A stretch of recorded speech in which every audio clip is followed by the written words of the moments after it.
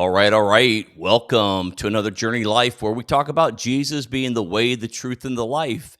And we do this by exploring real ideas from a biblical perspective. And sometimes, maybe even a lot of the times, we talk about the uncomfortable truth about where we're living and what we are thinking. Today, I want to talk about something that might step on a few toes, including my own, because I usually step on my own toes first. We're diving into the wild and emotional roller coaster known as the Department of Government Efficiency, aka DOGE. And no, I'm not talking about the dog meme coin. I mean the real world DOGE that's been slicing and dicing government budgets, trimming departments, and stirring up people's emotions like a rockin' hurricane in a coffee shop, spilling coffee and tea all over people. But here's the thing. This episode just isn't about the government. Of course, it's not. You hopefully know me by now. It's about you. It's about me. It's about what we're doing, how we're thinking. And it's going to go a little bit deeper than you might want to go. But let's go ahead and go there because it's a lot about what we tend to get real passionate about, things like budget cuts and job layoffs and stuff like that over there in the distance, thousands of miles away, while ignoring the budget leaks and life inefficiencies right at home, right in front of us, right in our own life. All right. So this is what happens. DOGE rolls out the sweeping cost-cutting reform, and the world loses its mind. You've got one camp, one side shouting, fire them all, cut all the waste, it's about time, and the other side screaming, how dare you? People have families, communities, livelihoods. People need those jobs. Sound familiar? It's what we do. We pick a side, and we're fast, and we're loud, and we're passionate. And usually we pick a side without thinking very much, without researching anything. And definitely we pick a side without a lot of nuance. But here's the rub.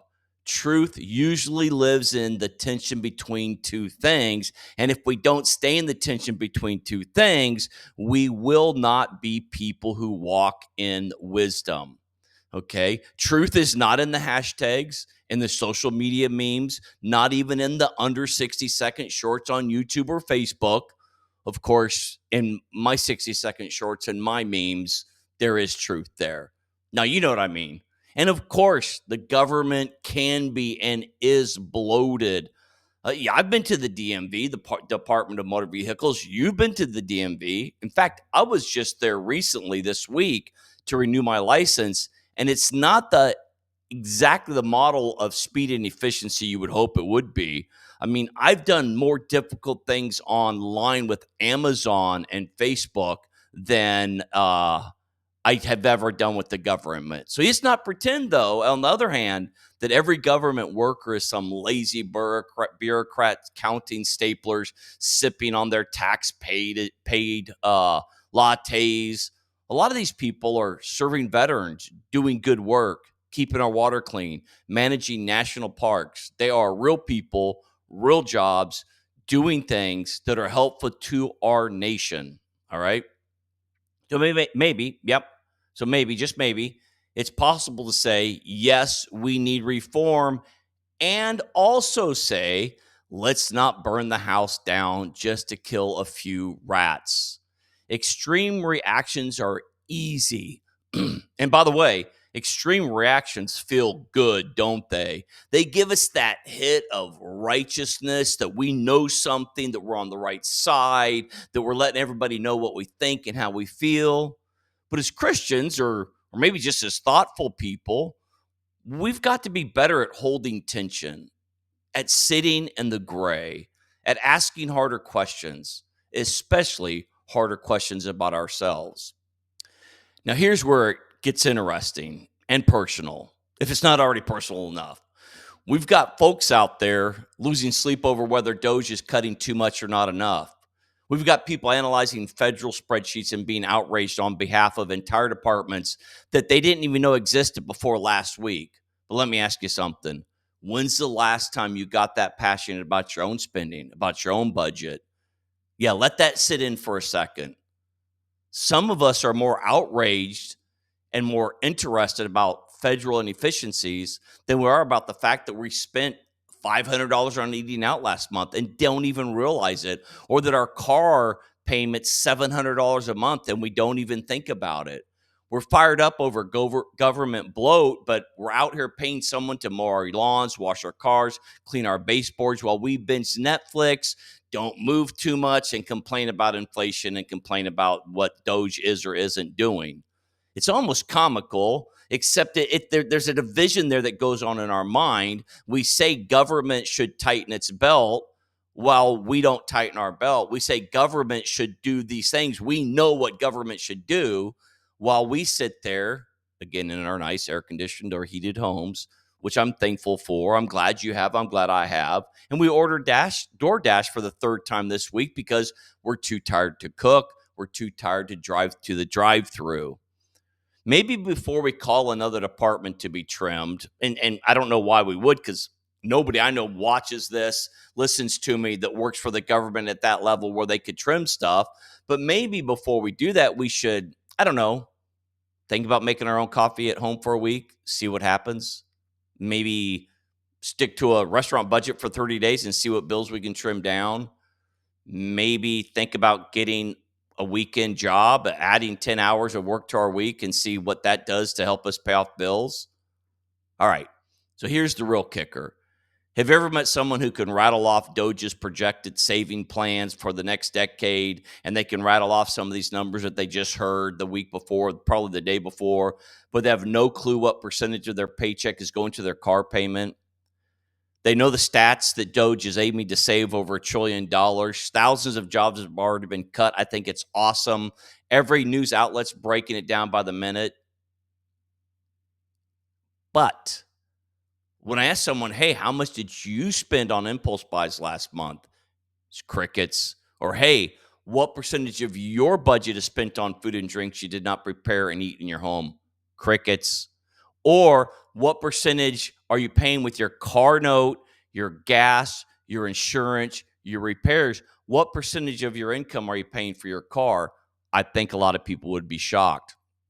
So we're obsessed with their numbers, with DOGE's numbers, and blind to ours. So let me say this plainly if I haven't said it before. If you know more about the federal budget than your personal budget, you've got your magnifying glass pointed in the wrong direction. It's like yelling at your neighbor about their weeds while your own house is on fire. That's a little extreme, but I want to make the point here. Maybe what we need is a department of personal efficiency. Like, seriously, instead of DOGE, let's just call it our own dope. DOGE versus dope, our own department of personal efficiency. So the question is, will you be more passionate about dope? Now that I'm saying this, it sounds really funny. Will you be more passionate about dope than you are currently about Doge? And I can guarantee that it won't feel as good as being passionate about Doge. And I can also guarantee, though, that it will do a lot to improve your personal finances. That doesn't include a dope, a department of personal efficiency, when it comes to using your talents or your time and how you're using your energy. Now, because some of us need to audit our habits, pull up our bank statement, ask some hard questions, like some hard questions again. And I don't mean to pick on eating out, but people spend a lot of money eating out. I always say, don't eat, drive, wear, or drink your money. And people do that. They love to spend money and say, I had to have a new car. I had to go out to eat. Going out to eat is cheaper than eating at home. Not true, not true, not true. Okay. So, how much am I actually spending on eating out? That's a hard question you can ask. What percentage of my income goes to a car that I don't even drive that much? That's a hard question you can ask.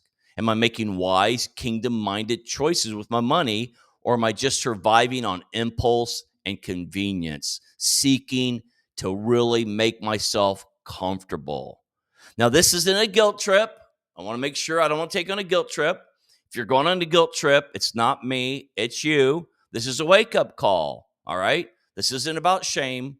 I'm not here to make you feel bad for buying a latte or getting your nails done or having a nice car or going out to eat or anything like that. I like all of that stuff. I got back from like a 17-day trip to Scotland. I ate out a lot. And I like a good oat milk iced latte, extra large from Dutch Brothers, as much as the next Dutch brother. All right. This is about awareness. This is a wake up call. This is about awareness of what you're saying other people should do that we're not doing. Awareness, not of what is being fed to us from the screens in front of us, fed to us by the algorithms of social media, but awareness of us and where our money and our time and our attention and our talent is directed at. It's about stewardship. It's about being just as serious with our stuff as we are with their stuff. Being just as serious about dope as they are or we are about DOGE. And Jesus talks a lot about stewardship. He uses money a lot in it, so I have no problem using money in stewardship, but also again of time, energy, relationships, purpose, talent. We are responsible for what's in our hands, okay? For our work and our money. We're responsible for our time and our talents. And if we're wasting what we have while shouting at the government for wasting what they have, well, that's a little too Pharisee for me and not enough Jesus. All right. So, no shame, no condemnation, but a challenge. All right. Here's the challenge. Before you post another rant about Doge, check on your own personal dope. Check on your own budget. Before you shout, they need to make cuts, ask what cuts you could make to free yourself up from financial bondage, to free yourself up from financial anxiety. All right. And before you roll your eyes at government waste and point your fingers, look at what you might be wasting every week without even noticing it.